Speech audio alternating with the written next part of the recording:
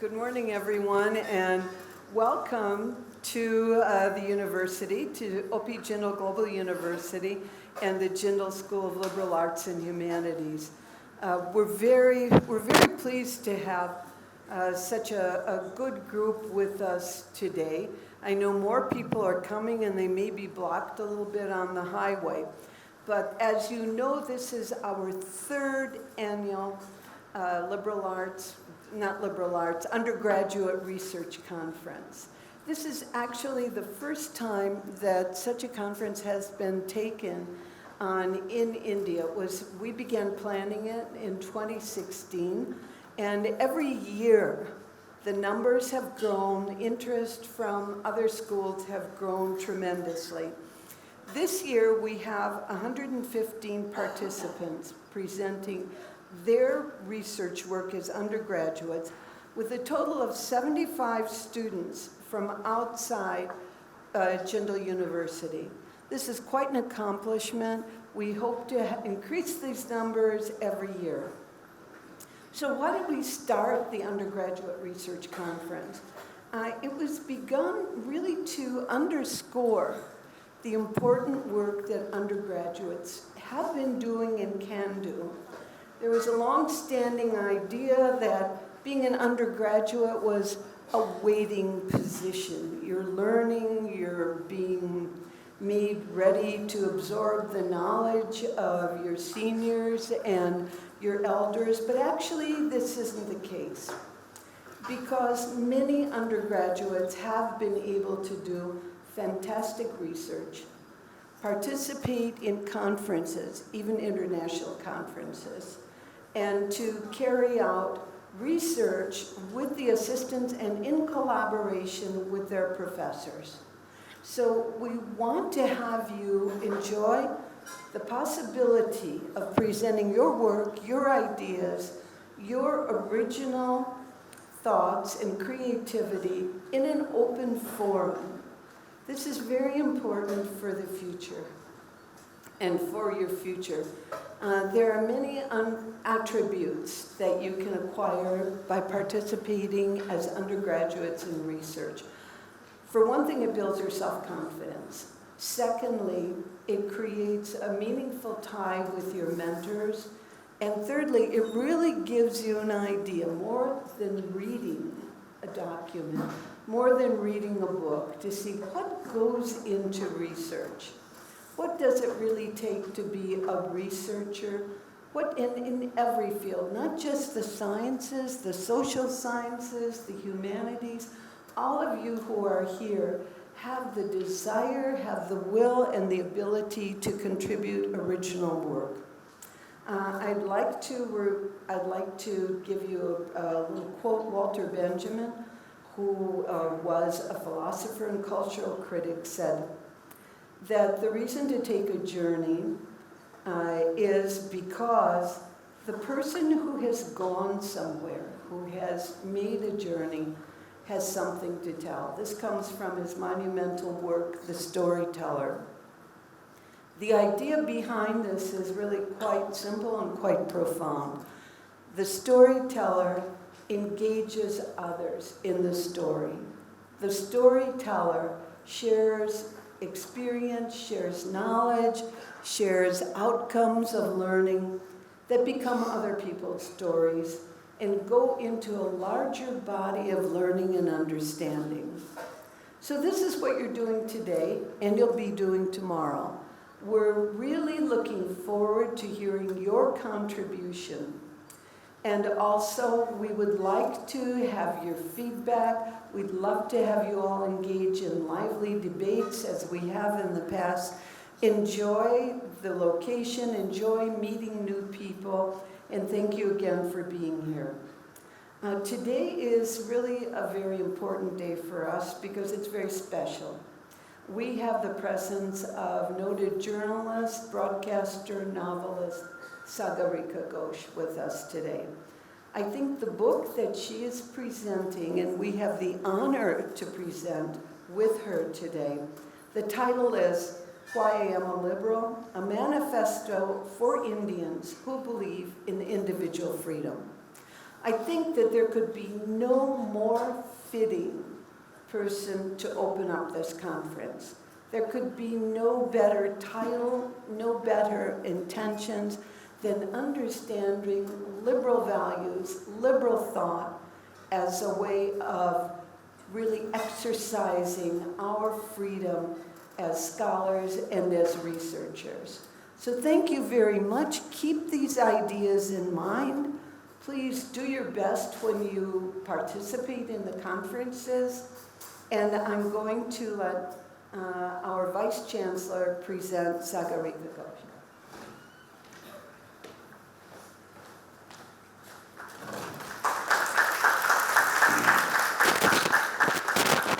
A very good morning to all of you. I would like to extend a warm welcome to all the students and faculty members who have come from different institutions across the country to be part of this third undergraduate conference, research conference, which is hosted by the Jindal School of Liberal Arts and Humanities. I would like to take this opportunity to congratulate the visionary leadership of Professor Kathleen Mudrowski, the Dean of the Jindal School of Liberal Arts and Humanities, also the faculty members, and also the students of the Jindal School of Liberal Arts and Humanities to have assumed a leadership role in promoting this research conference. I believe that the research conference has come of age in the sense that a lot has happened since the previous two editions of the conference, and I'm very happy that this has sustained and withstood the test of time.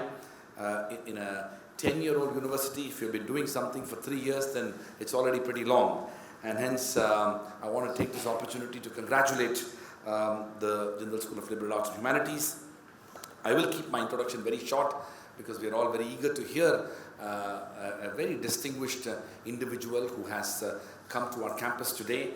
Sagarika Ghosh is one such individual who has really in some ways captured the imagination of a lot of people across the country and around the world. She wears multiple hats. I always consider her as a very dear friend of JGU. That's the most important designation that I have for her. But she's a very distinguished scholar. She has an undergraduate degree from Magdalene College, University of Oxford. She has an MPhil from St. Anthony's College in Oxford. She was a Rhodes Scholar at the University of Oxford. That's her sort of academic and educational qualifications. She's a very distinguished journalist. She was deputy editor of the CNN-IBN. She actually is quite rare among many journalists who straddle across both print and broadcast media. She writes very frequently, and even when she was a broadcast journalist, she used to write columns. She's also a distinguished scholar, an author. She publishes quite actively, and this book is another example of how many different worlds she straddles across. And also I think the fourth important aspect of her own contribution is the fact that she has been a mentor for many young journalists because of the fact that they look up to her.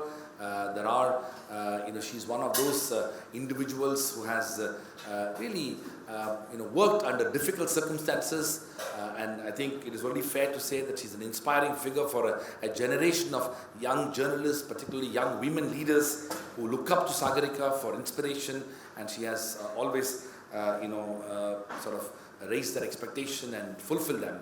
And lastly, I am also very grateful to her because she has always spoken truth to power, and in that sense fulfilled the ethical obligations of a journalist. Her writings, her speeches, and also her work as a journalist right now in Times of India, but before in other avatars, she has always ensured that integrity and rectitude are critical for the work of a journalist. She has never hesitated to speak truth to power, and that is why she has earned a lot of people who may not appreciate what she's doing, and that is probably one of the reasons why she was inspired to write this book. I haven't read the book, but I'm sure her visit will inspire me to read the book. But the title of the book and the reviews of the book clearly demonstrates that the book is in need of hour. And so with those words, I would like to thank Sagarika for being such an ardent supporter of our university and constantly a great source of inspiration for me personally. So thank you for being here and congratulations for the book.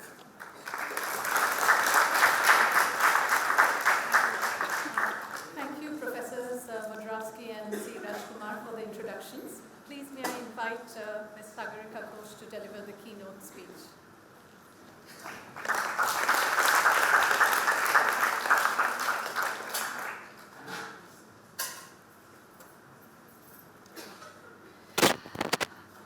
Thank you very much, Professor Rajkumar, Dean Kathleen Madravsky, faculty at Jindal University. Thank you so much for inviting me. I'm always delighted to come to Jindal University. I'm always impressed by the dynamism of your academic programs, by the outward-looking, very lively attitude you have towards academics and towards scholarly pursuits, by your very Catholic, holistic kind of approach to learning, which brings in a different view and different strands into the process of academic inquiry.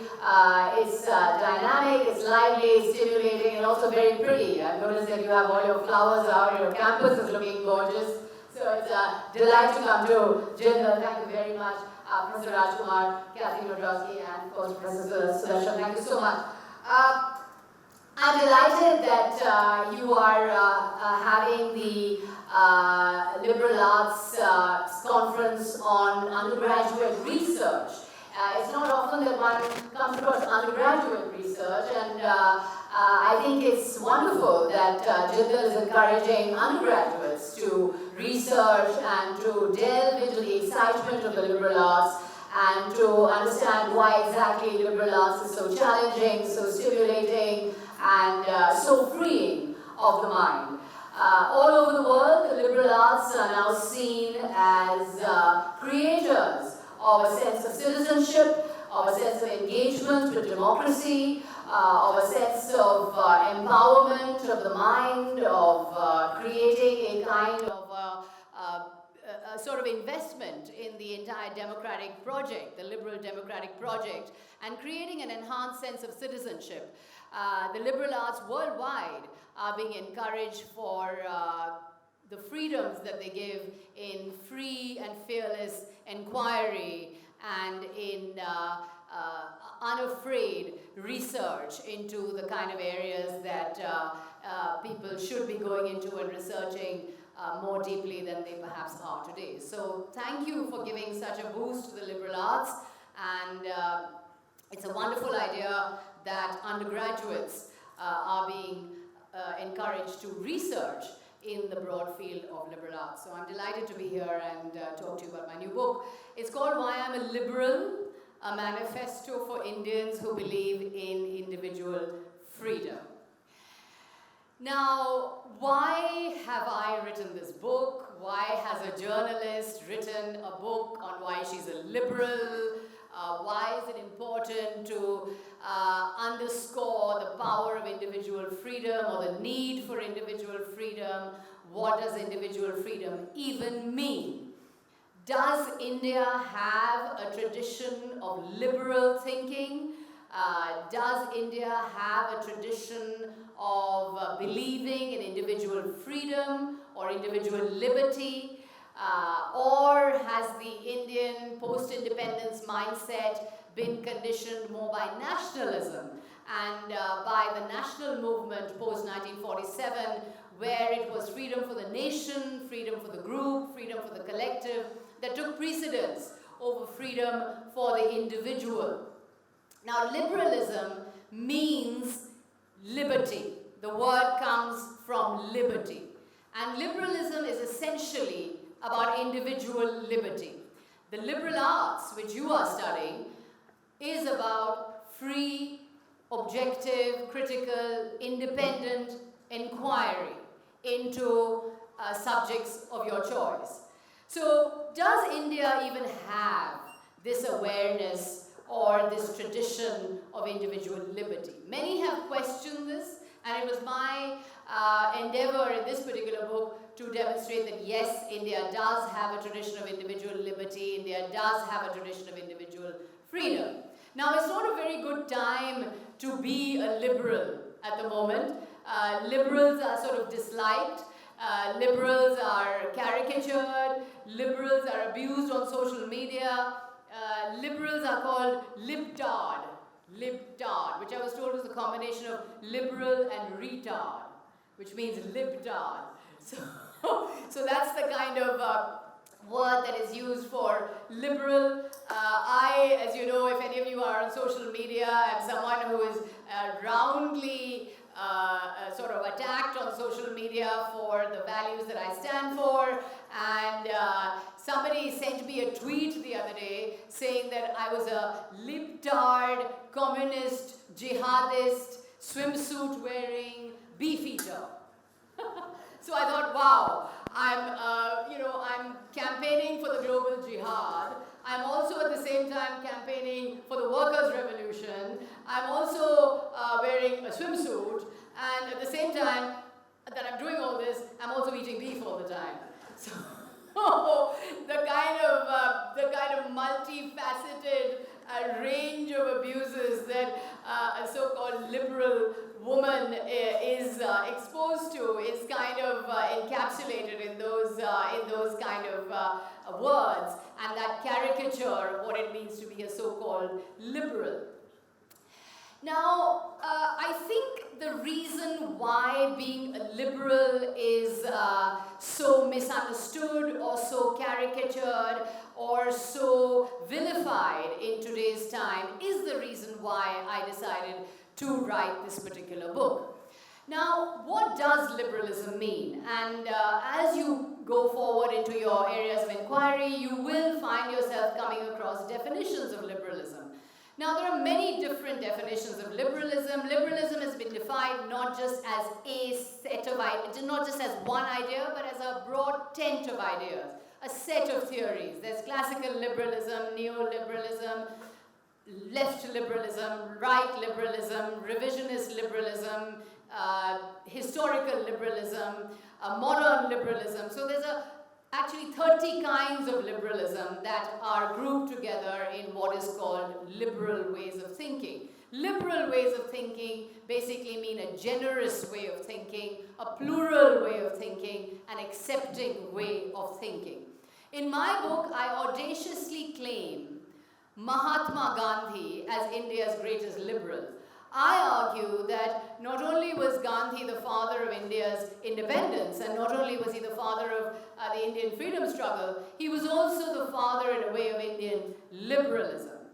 And why do I call Gandhi India's greatest liberal? Now, I call him that because Gandhi stood for the four values which I believe define and provide a framework for Indian liberalism. This is, first of all, individual liberty, which is protected by strong institutions of democracy.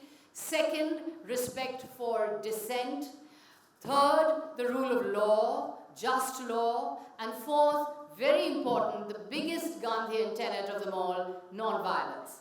So individual liberty, just law, non-violence, and respect for dissent. These are the four crucial elements of Gandhian thought, which I believe can be used for us to create a modern template of Indian liberalism. Respect for the adversary, dialogue with the adversary, being able to talk to the adversary, never losing respect for the ideological enemy is one of the greatest legacies of Gandhian thought. And I believe in today's times, when we have an official discourse where people are defined as anti-national or traitors or Pakistan agents or go back to Pakistan or you are anti-India, you are anti-nation, when all these words are being bandied about by political leaders, this is the time we need to remind ourselves once again of Gandhi's greatest legacy, which is the ability to respect and talk to the adversary. So I believe This is why the Gandhian template of teachings provides us with a framework for modern Indian liberalism. Now, as a woman, I feel particularly concerned about the loss of liberal values in India. You don't have to read the 2011 census, which shows us that to 623 million males, there are 586 million females. India's women are disappearing. There is the issue of India's missing women. Now, women as a demographic are disappearing because of the kind of anti-woman, anti-girl-child values that are increasingly permeating our social life. I mean, we are in Haryana, as you know, where, of course, we have seen a large number of these crimes against women. Now, if you are a liberal woman today, what can happen to you? You can be attacked while sitting in a bar, as happened in the Amnesia Lounge in Mangalore, dragged out by the hair and called as a traitor for being antithetical to Indian values. If you are an Indian woman, you can be infantilized and dragged through the law courts if you choose to marry a man who is not of your religion, as happened in the Hadia case. If you are an Indian woman in Banaras Hindu University who wants equal access to the internet, who wants access to non-vegetarian food, who wants to wear the clothes of her choice, you can be called as people who are marketing your modesty and who are going against Indian culture. If you are an Indian woman who is using a cell phone or is wearing blue jeans, you can be attacked by what is known as the Kap Panchayats. If you are an Indian woman who believes in pursuing a profession of her choice or believes in coming out into the public realm, you can be called all kinds of names, you can be set upon by the moral police. As you know, there is the phenomenon of the Romeo squads in Uttar Pradesh, which I don't call them Romeo squads, I call them the Juliet squads. Because actually they're against women and they are in fact against the free choice of women to choose their partners. If you are a woman who is of menstruating age, you can be kept away from religious shrines, as we have seen in the case of the Sabarimala temple controversy. The process by which religious orthodoxies are increasingly setting up the body of the woman as the prime enemy of religious purity is a deep-seated challenge, I believe, to Indian democracy. Religious orthodoxies are on a collision course with modern women. Religious orthodoxies are on a collision course with free women. Religious orthodoxies, by positing the menstruating woman as an enemy of religious purity, as an enemy of religious sanctity, I believe go against basic democratic norms. Now, this is because of the manner in which state actors or political actors have increasingly espoused the cause of identity politics and increasingly espoused the cause of what I call ideological paramilitaries within our political discourse. So as a woman, and as a woman who believes in freedom, in free choice, in the right of a woman to make the most of her talents and skills, I believe India is turning the clock back on women. I believe India is turning the clock back on the free woman, and India is turning the clock back on the liberal woman, and this is something that we need to be very seriously worried about. What is happening to nationalism and patriotism? Today is the age of muscular nationalism. Anyone who doesn't espouse the cause of the nation or wear the cause of the nation on your sleeve is seen as a traitor, is seen as a fifth columnist, is seen as an agent of the enemy country. What does nationalism mean? Does nationalism mean that I should have a ticker tape across my mouth and not say a word when there are patently wrong acts being committed in the name of the nation? Does nationalism mean that a wheelchair-bound individual who cannot stand up for the national anthem should be beaten up? Does nationalism mean that religious minorities should be lynched in the name of the nation? Does nationalism mean that anyone holding a different point of view should be beaten up on a campus? Does nationalism mean that during a cricket match between India and Pakistan, anyone who is not seen to be openly cheering the Indian side should be beaten up within an inch of their lives? Does nationalism mean making the Kashmiri into an enemy? Does nationalism mean making the Muslim Indian citizen into an enemy? Does nationalism mean making the Dalit Indian citizen into an enemy? I don't think so. We need to think about the ways in which nationalism is being interpreted in our times today. Opposed to this muscular nationalism, I posit a liberal patriotism. I believe liberal patriotism is as engaged with the country, as engaged with the nation as so-called muscular nationalism. But the liberal patriot does not fight shy of asking questions. The liberal patriot does not fight shy of questioning the country.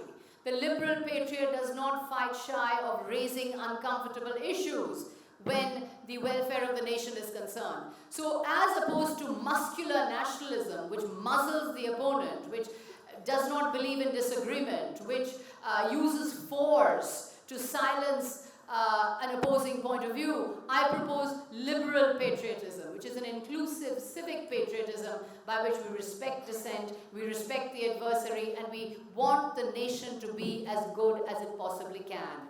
The liberal patriot holds her country to the highest possible standards and asks questions so that the country can live up to those high possible standards. The muscular nationalist, on the other hand, believes my country, right or wrong. Even if my country is doing the wrong thing, I will defend it because it is my country. That is muscular nationalism for you. The liberal patriot, on the other hand, believes that the country must live up to certain ideals of truth and justice and social harmony, and in order to make that project of social justice, harmony and truth possible, the liberal patriot, I believe, serves her nation better than muscular nationalism. There is the question of Hinduism. For the first time, I believe, in our democratic existence, Hindutva nationalism or extreme forms of Hinduism are used as a justification to muzzle points of view. Increasingly, if you're seen as anti-Hindu or you're seen as voicing anti-Hindu sentiment, you can be hauled up for sedition, you can be jailed, you can be imprisoned under NSA, you can be brought before the courts for outraging religious freedom, you can be castigated as a so-called anti-Hindu person. Now, in the name of Hinduism, a thought policing and a militarist war on dissent is going on. But is Hinduism about thought policing? You know, while I was reading this book, I came across these writings and critiques of Radhakrishnan and Hirayana and commentaries on the Vedas and commentaries on the Upanishads and commentaries on the Gita, where in Hindu doctrine, in fact, the questioning, seeking, interrogating individual is at the very center of thought. The epics in Hinduism, whether it's the Mahabharata or whether it's about the Bhagavad Gita, are about self-doubting heroes who are constantly plagued by self-doubt and who are questioning themselves and God all the time. There is no concept of God, there is no concept of a single church, there is no concept of a single doctrine, there is in fact only questioning. So the discursive nature of the Hindu scripture is something we should remind ourselves of when we practice censorship in the name of Hinduism.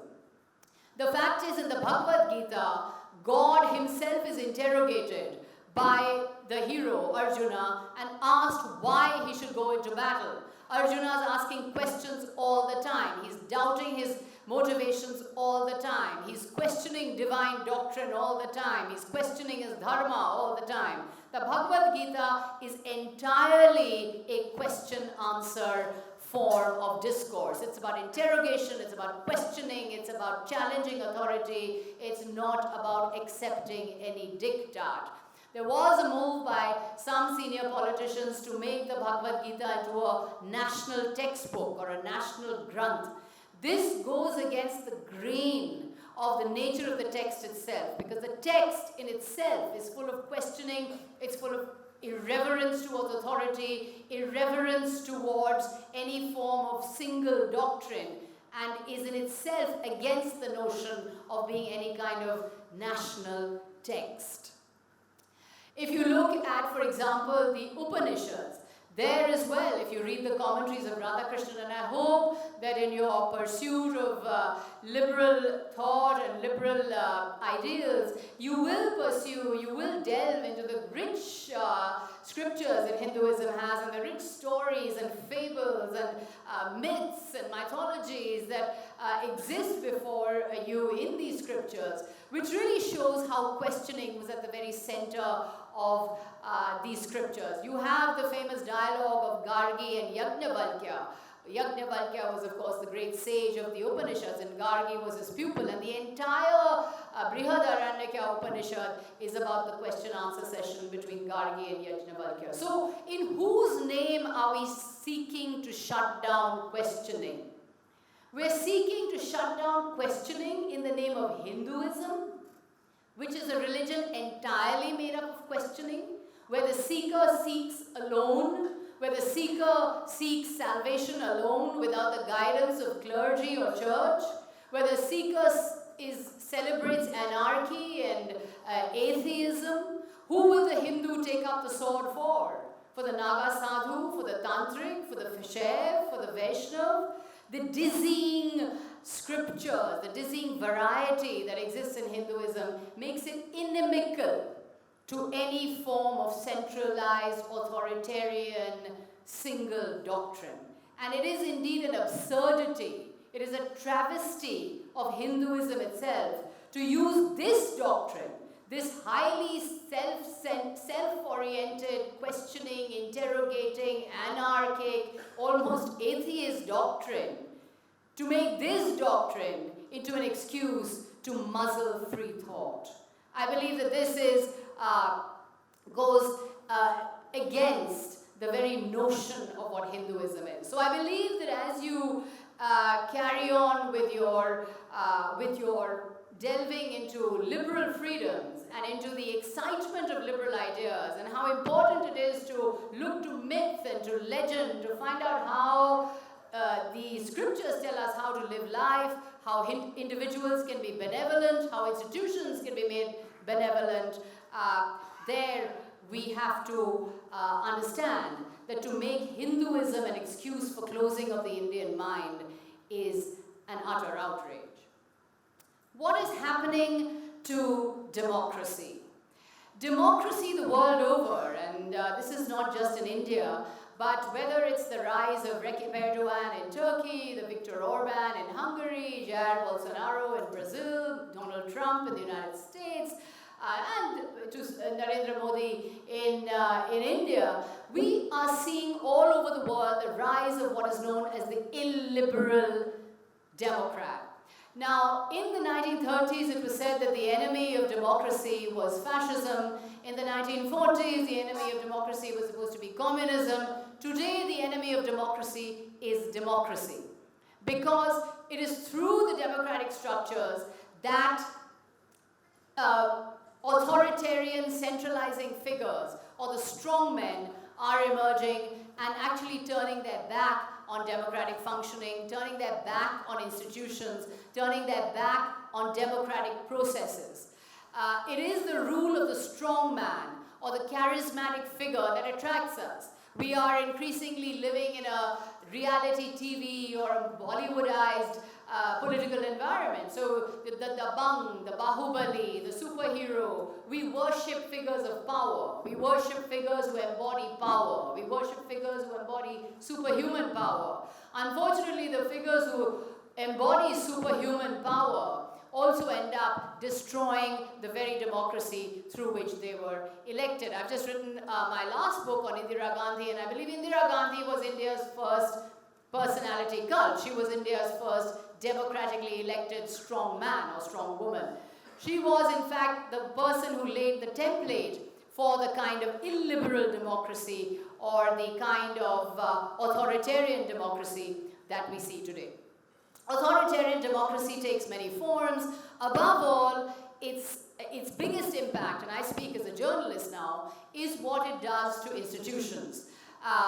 Authoritarian democracy takes a huge toll on the free institutions of judiciary, of parliament, of the cabinet system, and of course of the free press. Now, when our founding fathers in 1947 laid the foundations of the Indian Republic, they betrayed a skepticism of human nature. They betrayed a certain skepticism of the lust for power that democratically elected leaders are often falling prey to. So, what did our founding fathers do? Our founding fathers erected the great institutions that checked political power. To check political power, the founding fathers erected the institution of the judiciary. They erected the institution of the legislature. They erected the institution of the cabinet system. They erected the institution of the free press.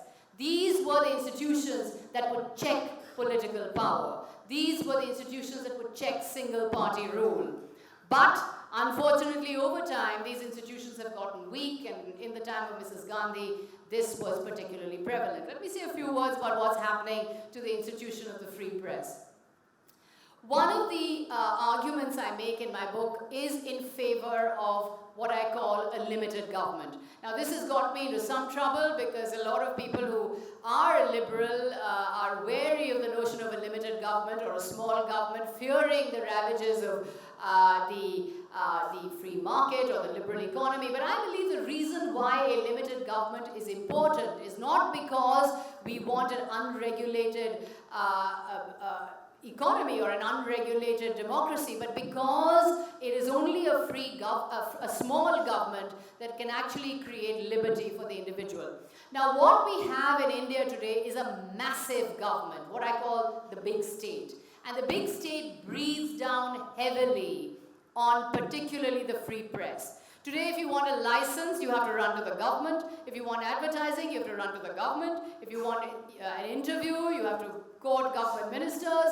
If you want access to government functions, you have to run to the government. There are a plethora of news channels, all of whom are competing. You have to run to the government for favors. You have to run to the government for advertising. You have to run to the government to come to your functions. You have to run to the government for grant. The government has enormous power over the free press, which is why the press in India is institutionally horribly weak. We were talking this time before we came at breakfast, and we said the American press today is under similar pressure from the political executive and under similar pressure from Donald Trump. But the American press is fighting back. The American press is actually saying, we're not going to take this. And American journalists were telling me that, you know, Donald Trump can abuse us on Twitter and he can abuse us in press conferences, but he cannot deny the freedom of the press by either filing cases or by getting journalists sacked from their organizations, or by withdrawing interviews, or by withdrawing accreditation to journalists. As you know, what happened to the CNN journalist Jim DaCosta, who was barred from covering the White House, and the entire press ganged up against the president, and in fact CNN took the White House to court. Now that kind of freedom is simply not possible in India today for the press. The press is completely dependent on the government, completely dependent on powerful politicians, completely dependent on the whims and fancies of politicians, and thus the independent journalist, the free journalist, is an endangered species.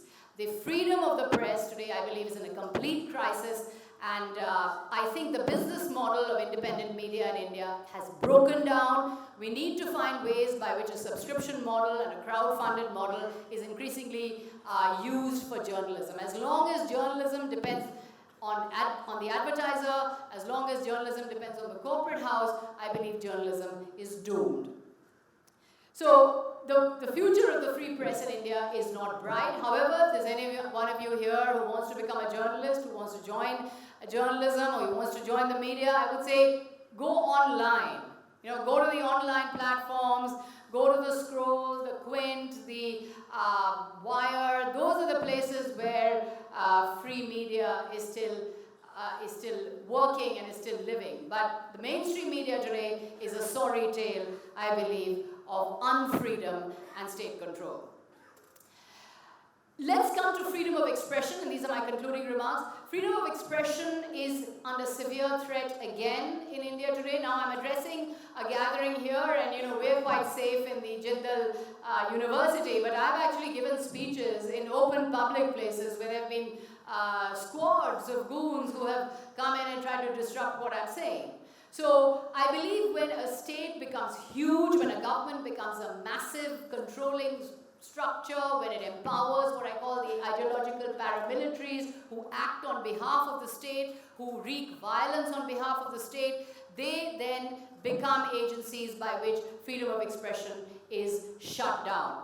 So freedom of expression is not only being shut down in the way intellectuals are being murdered, rationalists are being murdered. Gauri Lankesh, I don't know if any of you have heard of Gauri Lankesh, was a very good friend of mine. She used to get threats on social media like I do, and she used to say, well, nothing's going to happen to me, it's just threats on social media, they're just, they're not going to say anything. And Gauri Lankesh, of course, as you know, in 2018 was shot dead. So what is happening to freedom of speech, people who raise their voices, people who increasingly are critical, is that increasingly they are often even in danger of their lives.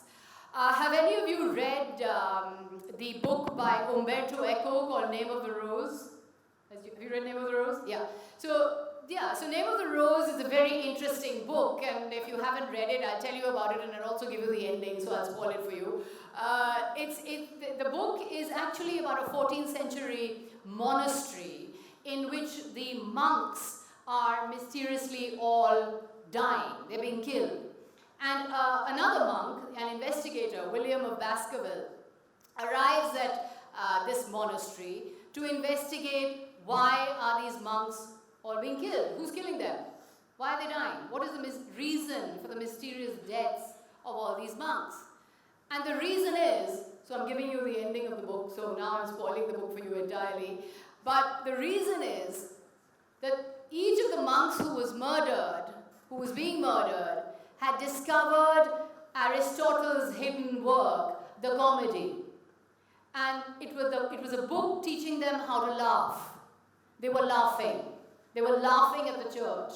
They were laughing at religious orthodoxy. They were laughing and making jokes about authority.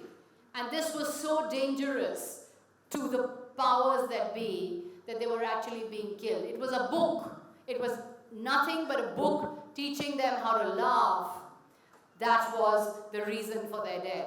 So as Umberto Eco writes in the book, laughter kills fear, and without fear, there is no tyranny. This is happening in India as well. I mean, if you see what's happening to the comedians, various comedians from AIB Rose to Kunal Kamra, I don't know if any of you follow the comedians, they're all being either shut down or charged with sedition, or cartoonists are being jailed across the board. So a number of these freedoms, and the important freedoms by which we can laugh, by which we can express our opinion, by which we can say what we want about situations going wrong, are in fact being met by violence and by threats from the big state. Now, a lot of people have asked me if this is a BJP book or a Congress book, and is it a party political book? I have to say it is nothing like that. I believe that successive regimes in India, post-1947 onwards, have been enemies of individual liberty. The Congress party has been as much an enemy of liberty as the present-day BJP. In fact, I would say that it's the Congress dispensation that actually created this kind of big state. It actually created a massive controlling big state, which has been adopted and imitated by the present-day regime and taken to a maximalist level, taken to a heightened level, and in fact is something that has been maximized by the present regime but was invented by the Congress governments. So in fact, I've said in my earlier lecture that I think Narendra Modi is the non-biological son of Indira Gandhi. Because in many ways, she created the state structure. She created the maximalist state structure that Narendra Modi today has simply imitated and taken to maximalist heights. Which government banned Salman Rushdie? It was a Congress government.